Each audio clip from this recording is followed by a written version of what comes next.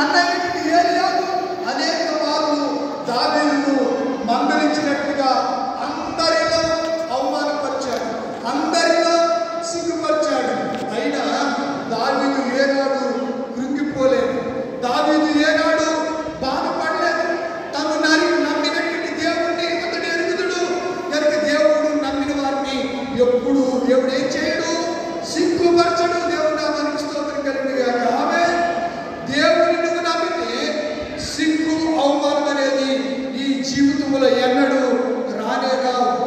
సిగ్గుతో అవమాన భారంతో కృషించిపోయి ఈ భారాన్ని ఈ సిగ్గును భరించలేకపోతున్నానని హృదయ మీద వేదన చెందుతున్నా నా ప్రియ తల్లి, ఈ రాత్రి దేవుడు నీతో అంటున్నాడు, దావీదు అంటున్నాడు కదా, నేను నిన్ను నమ్మాను ప్రభువా, నన్ను సిగ్గుపడనీయకు. నేను ఎవరు నమ్మాను? నిన్నే. నా దాగు చోటు నీవే. నేను నిన్నే నమ్మాను. 20వ వచనం కూడా చదవండి. 20వ వచనం.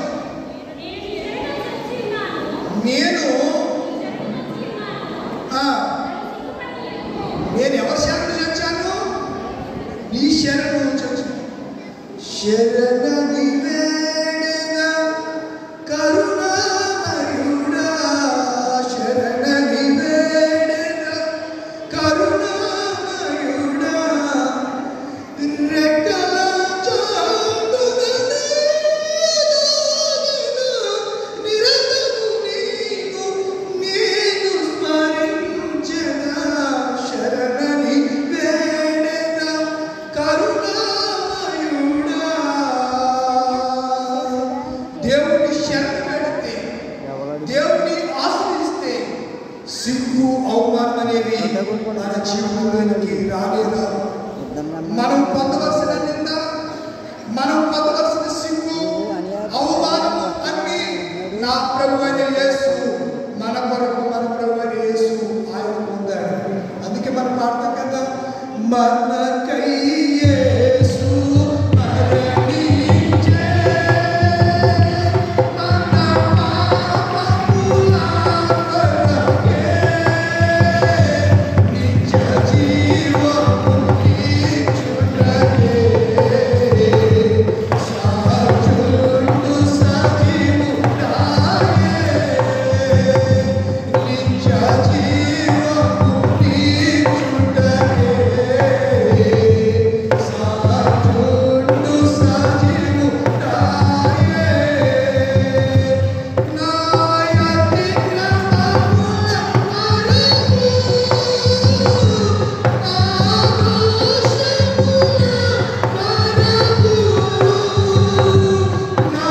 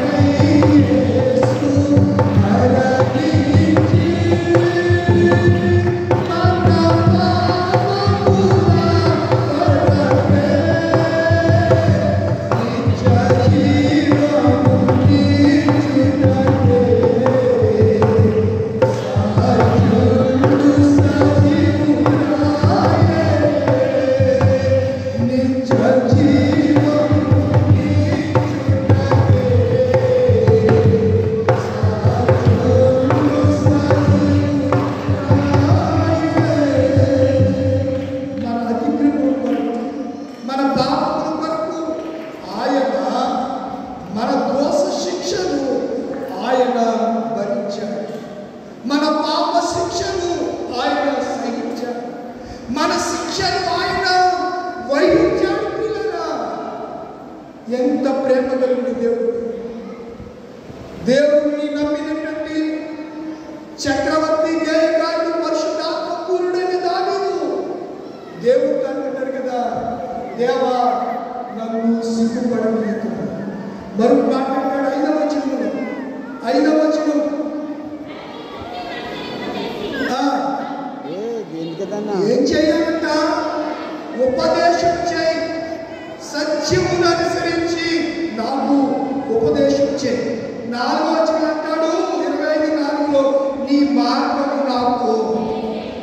తెలియచేయండి. ప్రియులారా, చివరిగా ఒక మాట జ్ఞాపకం 21వ వచనం 25-21లో దేవా నీ కొరకు నేను కనిపెట్టుకుని ఉంచున్నాను. ఎవరి కొరకు కనిపెడుతున్నాడు అంటే దేవుణ్ణి నమ్మిన వారు, దేవుణ్ణి ఆశ్రయించిన వారికి నెంబర్ 1 సిగ్గు కలగదు. కనిపెట్టే వారికి ఆయన ఆశ్రయమై ఉంటాడు అనే సంగతిని నేను జ్ఞాపకం చేస్తున్నాను. మనం దేవుని ఏమని అడుగుతాం? ప్రభువా నాకు అది కావాలి, ఇది కావాలి, ఈ అవసరం ఉంది అని చెప్తాం. కానీ దావీదు అంటాడు కదా, శత్రువుల మీద నాకు జయం ప్రసాదించు, సిగ్గు అవమానం నాకు కలుగకుండా నన్ను కాపాడు. ఇలా దావీదు ప్రార్థన, మన ప్రార్థన వేరుచి వేస్తే మన ప్రార్థన తేలిపోతుందేమో. ఈ దినానైనా వచ్చరేప సంఖ్యము కానీ దావీదు వలె మూలుగుతూ పువ్వు వలె మూలిగిడే ప్రార్థన మనం కలిగి ఉండాలి అనే సంగతిని నేను మీకు జ్ఞాపకం చేస్తున్నాను. యేసు ప్రభువు గురించి తండ్రి అయిన దేవుడు సాక్ష్యం చెప్పాడు. మనం కూడా చెప్పాము, ఈయన నా ప్రియ కుమారుడు, ఈయన యందు నేను ఆనందిస్తున్నాను. మనల్ని చూసి మన తండ్రి, మన కన్న తండ్రి ఆనందించాలి. మనల్ని చూసి మన తల్లిదండ్రులు ఏం చేయాలి? ఆనందపడాలి. మనల్ని చూసి మన తల్లిదండ్రులు ఎప్పుడు బాధపడకూడదు. కనుక అలాగే పరలోకమందున్న పరమ తండ్రి మనల్ని చూసి దినాన్న ఏం పడాలి? అయినా సంతోషపడాలి అనే సందేశాన్ని నేను మీకు జ్ఞాపకము చేస్తున్నాను. ప్రభువునందు నా ప్రియమైనటువంటి దేవుని పిల్లలారా, ఈ ప్రత్యీకరణము అనే యొక్క అంశంలో, ఈ సబ్జెక్టులో దేవుని యొక్క క్రియలను యేసుక్రీస్తు ప్రత్యక్షపరిచాడు. దేవుని క్రియలు ఎలాంటివి? దేవుడు ఏమై ఉన్నాడో యేసయ్య శిలువ మరణం ద్వారా, శిలువ శ్రమల ద్వారా మనము తెలుసుకుంటున్నాం. దేవుడు ప్రేమ, దేవుని యొక్క వాత్సల్యము, దేవుని యొక్క కనికరము, దేవుని యొక్క దీర్ఘ శాంతము, దేవుని యొక్క మంచితనము ఏమై ఉన్నది? అసలు దేవుడు ఎలా ఉంటాడో యేసుక్రీస్తు 3.5 సంవత్సరాలలో ఈ ప్రపంచానికి ఆయన తెలియజేశాడు. స్టీఫెన్ హ్యాకింగ్ అనేవాడు ఈరోజు ఒక స్టేట్మెంట్ వేశాడు. అంటే ఎప్పుడో వేసిన స్టేట్మెంట్ ఈరోజు 10 టీవీ వాడు లైవ్ ఇచ్చాడు. ఈరోజు లైవ్లో దైవగణం, దేవుని యొక్క సృష్టి ఆవిర్భావం గురించి గణిత శాస్త్రం ద్వారా మేము కనుగొన్నామని ఏదో కొంత మర్మాన్ని వారు గ్రహించినట్లుగా ఈ సొసైటీకి తెలియజేస్తూ ఉన్నాడు.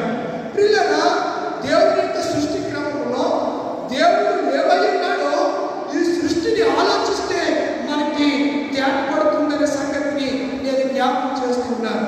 అందుచేత అపోస్తలుడైన పౌలు దేవుని యొక్క క్రియలను ఈ రీతిగా తెలియజేస్తూ ఉంటాడు. రోమీయులకు రాసినటువంటి పత్రిక అపోస్తలుడైన పౌలు గారు రోమా సంఘానికి వ్రాసినటువంటి ఉత్తరంలో ఈ రీతిగా తెలియజేస్తూ ఉన్నటువంటి విషయాన్ని నేను మీకు జ్ఞాపకం చేస్తున్నాను. చూడండి, 19వ వచనం, ఎందుకనగా దేవుని గురించి, 1వ అధ్యాయము 19వ వచనం, ఎందుకనగా దేవుని గురించి తెలియ సత్యమైనదేదో అది వారి మధ్య విషదమై ఉన్నది. దేవుని గురించి మీ మధ్య మేము చెప్తూ వస్తూ ఉన్నాం. దేవుడు ఎలాంటి వాడు, దేవుడి గుణాలేమిటి, దేవుడు ఏమై ఉన్నాడు అనే విషయాలు మేము చెప్తూ వస్తున్నాం. ఎందుకనగా దేవుడి గురించి తెలియ సత్యమైనదేదో అది వారి మధ్య విషదమై ఉన్నది. దేవుడు అది వారికి విషదపరచనంటే తెలియజేసిన ప్రత్యీకరణము.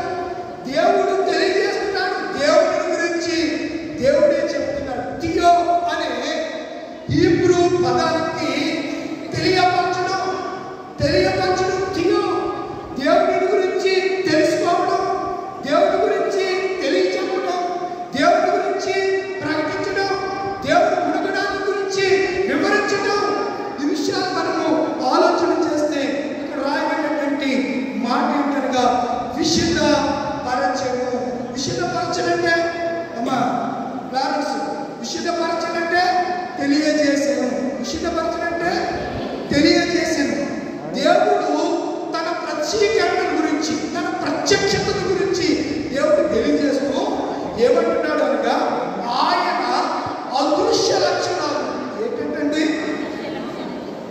అదృశ్యం అంటే ఏంటి? దృశ్యం అంటే ఏంటి? ఇప్పుడు నేను దృశ్యుడిగా కనిపిస్తున్నాను. దేవుడి యొక్క కనబడిన లక్షణాలు ఈ సృష్టిని ఆలోచిస్తే తెలుస్తాయట. అదే అంటున్నాడు ఆయన అదృశ్య లక్షణములు ఎంత చక్కగా ఉత్తరం రాష్ట్రం అనగా సామాన్యుడికి కూడా అర్థం అనగా ఆయన గురించి, ఆయన అదృశ్య లక్షణాల గురించి అనగా ఆయన నిత్య శక్తియు ఇట్రానల్లీ పవర్, దేవుని యొక్క నిత్య శక్తి అంటూ దైవత్వమును, దేవుని యొక్క వ్యక్తిత్వము, దైవత్వమును గురించి ఏమంటున్నాడు? జగదుత్పత్తి మొదలుకొని సృష్టింపబడిన వస్తువులను ఆలోచించడం వలన తేటపడుచున్నది కనుక వారు నిరంతరులై ఉన్నారు. మరియు వారు దేవుని ఎరిగి ఆయనను దేవునిగా మహిమపరచలేదు. కృతజ్ఞతాస్తుతులు. దేవుని ఎరిగిన వారు ఏం చేయాలంట? కృతజ్ఞతాస్తుతులు. స్తుతి ఎలా చేస్తాం చెప్పండి? చెప్పాలి. స్తుతికి కృతజ్ఞతకి బట్ డిఫరెన్స్ చెప్పాలి. స్తుతికి కృతజ్ఞతకి తేడా ఏంటి? స్తుతి అంటే హృదయాంతరంగంలో నుంచి ప్రభువుని స్తుతిస్తుంది. కృతజ్ఞత అంటే ప్రత్యేకంగా అర్పణ, కనబడేదాన్ని కృతజ్ఞత అర్పణ అంటాం. కనిపించేది స్తుతి అంతరంగం నుంచి వస్తూ ఉంటారు కనుక వారు దేవుని గురించి తెలిసిన దేవుని వారు ఏం చేయలేదు? స్తుతించలేదు. నెంబర్ 1. రెండవది కృతజ్ఞతాస్తుతులు చెల్లించలేదు అనే మాటను అక్కడ అపోస్తలుడైన పౌలు గారు తెలియజేస్తూ మనకు చక్కని మాట అంటున్నాడు. వారి అవివేక హృదయం ఏమైపోయిందంట? ఏ హృదయం? వివేక హృదయము, అవివేక హృదయం. వివేకానికి ఆపోజిట్ పదం ఏంటి? పర్యాయ పదం ఏంటి? అవివేకం. వారి యొక్క అవివేక హృదయము అంధకారమైంది. వారి అవివేకులు, యోచించనటువంటి జనాంగం. అందుచేతనే ప్రవక్త అయినటువంటి యెషయా ఆకాశం ఆలకించు, భూమి చెయ్యకు, నేను పిల్లలకని పెద్దవారిని చేస్తే వారు నీ మీద ఏం చేశారు? ఎద్దు తన కావద్దని ఎరుగును, గాడిద తన సొంత వారిని తట్టు తెలుసుకును. నా ప్రజలైనటువంటి ఇశ్రాయేలీయులు నన్ను గురించి వారు తెలుసుకోలేకపోతున్నారని దేవుడు భూమి ఆకాశాన్ని సాక్షులుగా పెడుతూ ఉన్నాడు. ఈ ప్రశస్త రాత్రి వేళ దేవుడు నీతో మాట్లాడుతున్నాడు. ఎన్నో సంవత్సరాల నుంచి, ఎన్నో శ్రమ దినాల నుంచి వెళ్ళిపోయాయి. నీ వయసు పెరుగుతుంది. నీ వయసులో ఎన్నో శ్రమ దినాలు, ఎన్నో శ్రమకాల జాతకుడికులు, ఈ మండల కాల దినాలు ప్రతి సంవత్సరం నువ్వు చూస్తూనే వస్తున్నావు, పాలుభాగస్తులు అవుతున్నావు. ఇంకా దేవుడి గురించి సరైనటువంటి అవగాహన లేదు. దేవుడు ఎవరైతే నువ్వు పరిపూర్ణంగా తెలుసుకోలేకపోతున్నావేమో, తెలుసుకునేది నామకాంతంగా లేకపోతే యాంత్రికంగా ఏదో జీవితాన్ని ప్రళయం చేస్తున్నావేమో. అలా కాదు. దేవుడి గురించి నీకు పరిపూర్ణంగా తెలియాలి. ఆయన ప్రత్యక్షతను గురించి నువ్వు అపేక్షించాలి. ఆయన ప్రత్యక్షత గురించి నువ్వు ఎదురు చూడాలి. అంతే తప్ప ఏదో నామకాహంగా ఉండడానికి వీల్లేదనే సంగతిని దేవుడి వాక్యం ఈ దినాన్ని మనతో సెలవిస్తూ ఉంది. వారి హృదయం అంధకారమాయను. వాళ్ళు ఏమో చెప్పు దేవుడి గురించి తెలియకపోయినా వారు గాలులమని చెప్పుకొనొచ్చు. ఏమయ్యారని చెప్పండమ్మా? బుద్ధిహీనులయ్యారు. ఏమయ్యారు? బుద్ధిహీనులయ్యారు. వాళ్ళు చెప్పుకునేది ఏమో చెప్పుకుంటున్నారు? మాకన్నీ తెలుసు, మేమెవరో జ్ఞానులమని చెప్పుకొనొచ్చు. బుద్ధిహీనులయ్యి మనం మాట్లాడుతున్నారు. చూడండి, వారు అక్షయుడు. దేవుడు క్షయమయ్యే దేవుడు కాడు. అక్షయుడు, క్షయము కానివాడు, లయము కానివాడు, నిన్న నేడు ఏకరీతిగా ఉన్న దేవుడు, మారిన దేవుడు, నజరేయుడైన యేసుక్రీస్తు దేవుడు మనకు మహిమ గాక. ఆమేన్. నిన్న నేడు మారని ఏకైక దేవుడు, ఈ సకల లోకాన్ని సృష్టించిన సర్వేశ్వరుడు,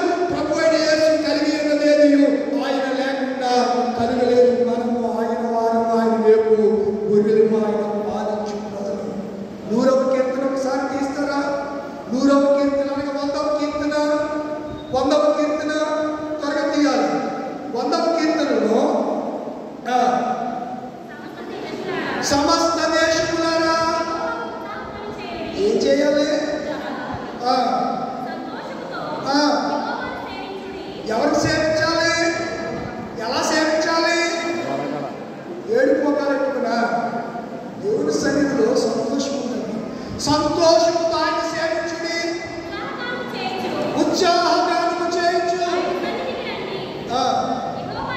యెహోవాయే దేవుడని తెలుసుకుని ఆయనే, ఆ మాట కోసం చదివిస్తున్నాను, ఆయనే మనలను రండి యెహోవాను గూర్చి ఉత్సాహగానము చేసెదము. రండి యెహోవాను గూర్చి ఉత్సాహగానము చేసెదము. ఆయనే పోషకుడు, నమ్మదగిన దేవుడని. ఆయనే మన పోషకుడు, నమ్మదగిన దేవుడని. రండి యెహోవాను గూర్చి ఉత్సాహగానము చేసెదము. రండి యెహోవాను గూర్చి ఉత్సాహగానము చేసెదము. దేవుని గురించి గానాపన చేయాలి. ప్రత్యక్షతలో ఉన్నవారు, దేవుని ప్రత్యక్షతను అనుభవిస్తున్నవారు దేవుని గురించి ఏం పాడతారు? కీర్తనలు పాడతారు. సంతోషముతో లేడి వలె, దుమ్ము వలె, గంతులు వలె అనుకున్నారా? యేసు ప్రభు వారు యెరూషలేము కుమార్తెలతో ఆయన చెప్పిన మాట, అమ్మా నా కొరకు కాదు మీ కొరకు. చాలా మంది అనుకుంటున్నారు యేసు ప్రభు వారు ఎప్పుడు ఆయన చనిపోయాడండి. ఆయన చనిపోయేప్పటికీ 2025 సంవత్సరాలు అయిపోయింది. ఆయన మళ్ళా రెండోసారి రాబోతున్నాడు. ఈ సిలువ ధ్యాన కూడికలు, ఈ మండలకాల దినము దేనికనగా నీ ఆధ్యాత్మిక జీవితంలో మేలు కొలుపు కొరకు నువ్వు ఎక్కడ పడిపోయావో, ఆత్మలు ఎక్కడ నిరసించిపోయావో, ఎక్కడైతే పతనమైపోయావో తిరిగి నువ్వు రివైవ్ అవ్వాలి. నువ్వు తిరిగి పునర్జీవాన్ని పొందాలి. తిరిగి మరలా నూతనంగా నీవు క్రీస్తు కొరకు అంకిత భావముతో ప్రభు కొరకు డెడికేట్ చేయబడాలి. సమర్పణ కలిగి ఉండాలి. సమర్పణ జీవితం కలిగి ఉండాలి. దేవుడు ఈ రాత్రి ప్రత్యక్షత, ప్రత్యీకరణ అనే అంశం ద్వారా నీతో తేటగా మాట్లాడుతున్నాడు. యేసు ప్రభు అంటాడు, తండ్రి నా మహిమను, ఈ మహిమను నాకు ఇచ్చావు, వారు నీ వారే ఉన్నారు. నా మహిమను నేను వెతకట్లేదు, నీ మహిమ ఏమిటో నేను వారికి కనపరిచాను అని మనం చదువుకున్న పాఠంలో కింద వచనాల్లో మనం చూడగలుగుతామనే సంగతిని నేను మీకు జ్ఞాపకం చేస్తూ ఉన్నాను. కనుక ఇర్మియా గ్రంథంలో కూడా యెహెజ్కేలు గ్రంథము 37వ అధ్యాయము, యెహెజ్కేలు గ్రంథము 37లో ఆయన చెప్తున్నటువంటి మాటను ఒకసారి మీకు జ్ఞాపకం చేయాలని నేను ఇష్టపడుతున్నాను. 24 వచ్చిన ప్రారంభం, నా సేవకుడైన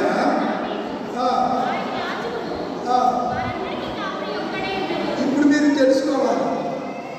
మార్చి నెల 2వ ఆదివారంలో గుడ్డోడు ఏమని క్యాన్వేశారు చెప్పండి?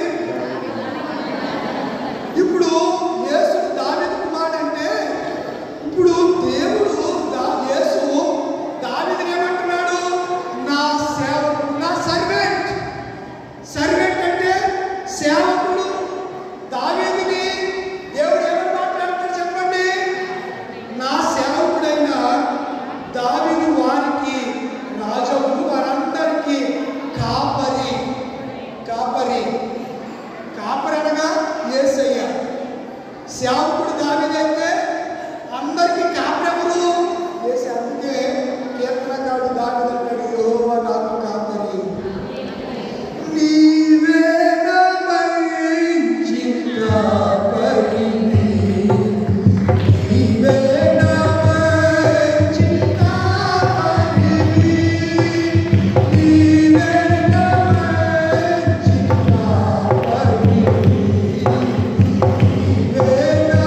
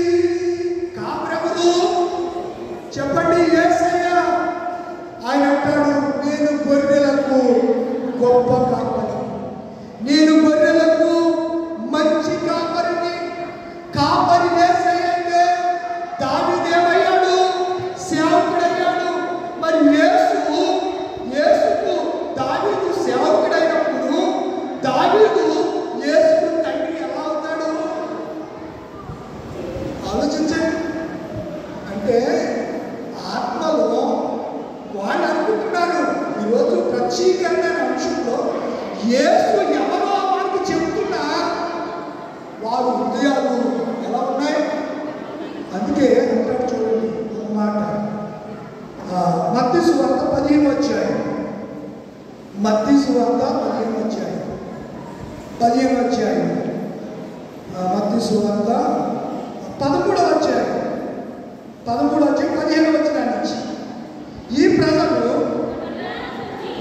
ఏటట కన్నులారా చూచి చెవులారా విని ఎందుకు గ్రహించట్లేదు? చాలాసార్లు హిందీ పదం చెప్పండి. ఆతే హై కామ్ కర్తే హై, జాతే హై అంటే రావడం పోవడం, రావడం వెళ్ళడం. ఇక్కడ అంటున్నాడు కదా ఇశ్రాయేలు ప్రజలను ఉద్దేశించి, సాక్షాత్తు నా ప్రభువైన యేసయ్య చెబుతున్నటువంటి మాట 10వ వచనంలో చూస్తే, తరువాత శిష్యులు వచ్చి నువ్వు పరిమాణ రీతిగా వారితో మాట్లాడుచున్నావని ఆయన అడుగుగా, ఆయన వారితో ఇట్లనెను, పరలోక రాజ్య మర్మము నేర్పుట మీకు అనుగ్రహించబడినది కానీ వారికి అనుగ్రహింపబడలేదని చెబుతూ 15వ వచనానికి వచ్చేసరికి, ఈ ప్రజలు కన్నులారా చూచి చెవులారా విని హృదయముతో గ్రహించి మనసు తిప్పుకొని నా వల్ల స్వస్థత పొందకుంటున్నట్లు వారి హృదయము క్రొవ్వినది. మరొక మాట అంటున్నాడు, వారి చెవులు వినుటకు మందములైనవి, వారు తమ కన్నులు మూసుకొని ఉన్నారు కనుక మీరు వినుట మటుకు విందురు కానీ గ్రహింపనే గ్రహింపరు, చూచుట మటుకు చూచురు కానీ ఎంత మాత్రము తెలుసుకుని అని ప్రవక్త అయిన యెషయా చెప్పిన ప్రవచనము వీరి విషయంలో నెరవేరుచున్నది అని యేసు ప్రభువు వారు అన్నారు. 7 దినాల్లో చాలా మందికి ప్రత్యక్షత లేదు. దేవుడి గురించినటువంటి మర్మాన్ని తెలుసుకోవాలని జిజ్ఞాస ధ్యాస లేనటువంటి పరిస్థితుల్లో 7 దినాల్లో ప్రజలు ఉంటున్నారు. ఎందుకనగా వారు దేవుడి గురించి తెలుసుకోవాలని ఆశ లేదు, ఆసక్తి లేదు. కన్నులు ఏమైపోయాయి? దావీదు నా కన్నులు మెరకలైపోయాయి. జీవవాక్యం గురించి నేను రహస్యమైన సంగతులు గ్రహించినట్లుగా నా మనోనేత్రాలను నువ్వు వెలిగించు. అందుకే అంత కదా, మనోనేత్రాలు కలిగినటువంటి గుడ్డితనం తొలగిపోవాలి. ఎలా తొలగిపోతుంది? ఎలా తొలగిపోతుంది చెప్పండి. గుడ్డితనం కావాలంటే ఏం చేయాలి? చెప్పండి. వాక్యాన్ని చూడాలి, వాక్యాన్ని చదవాలి, వాక్యాన్ని ధ్యానించాలి. మంచిది, టైం అవుతుంది కనుక మనం ఆలోచన చేస్తే కాపరి దావీదు వారికి ఏమవుతాడట? కాపరి అవుతాడు. తర్వాత మాట చదువుతాం, తర్వాత మాట చదవండి. ఎస్కేల్ గ్రంథము 37:24 చదువుతుంది కదా, మీ పితరులు నివసించినట్లు నా సేవకుడైన యాకోబుకు నేను ఇచ్చిన దేశంలో వారు నివసించును, వారి పిల్లలను వారి పిల్లల పిల్లలను అక్కడ నిత్యము నివసించును. నా సేవకుడైన సర్వెంట్ అనే పదం 2 టైమ్స్ మాట్లాడాడు దేవుడు. సర్వెంట్, సేవకుడు అనే పదం ముందు 24 అంటాడు. నా సేవకుడు, నా సేవకుడు ఎవరంటున్నారు మాట? యేసు ప్రభువు అంటున్నారు. రెండవ పదాన్ని మనం ఆలోచన చేస్తే 25వ వచనం చివరి లేఖనము చివరి వాడు చూస్తే, నా సేవకుడైన దావీదు ఎల్లకాలము వారికి అధిపతి అయి ఉండును. నేను ఇశ్రాయేలు ప్రజలతో సమాధానార్థమైన నిబంధన చేసి అది నాకును వారికి నిత్య నిబంధనగా ఉండును. నేను వారిని స్థిరపరచను, వారిని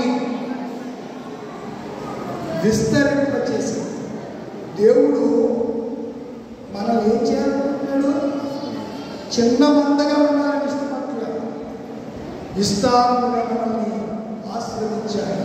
అందుకే అంటాడు, 30 60 100 దేవుడు మనల్ని అమూల్యమైనటువంటి ఆశీర్వాదాలతో మనల్ని ఎదుర్కోవడానికి ఇష్టపడుతుంటే మనం అనుకుంటాం ఈ కష్టాల్ని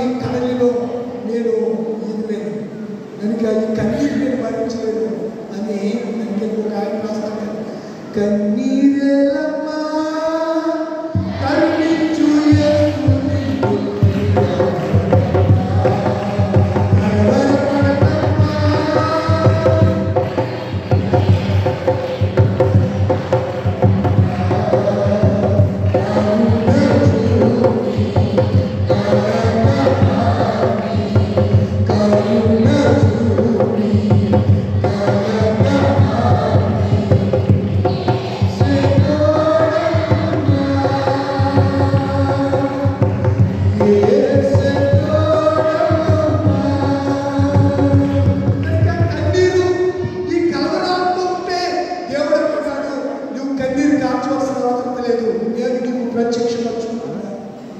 నేను నీకు ప్రత్యక్షమవుతాను, నీతో నేను ఉంటాను. మత్తయి సువార్త 28 ఉంటుంది, సదాకాలం నేను నీతో యుగ సమాప్తి వరకు సదాకాలం నేను నీతోనే ఉంటాను. దేవుడు మనతో ఉండేవాడు, మనలో ఉండేవాడు, అనునిత్యము మనల్ని నడిపించేవాడు, మన సంరక్షకుడు, మన కాపరి, ఇశ్రాయేలును కాపాడువాడు, ఉడుకడు ఎదుర్కోడు. ఈ వచనాల్లో మనం చూడగలిగితే నిబంధన ఏంటండి?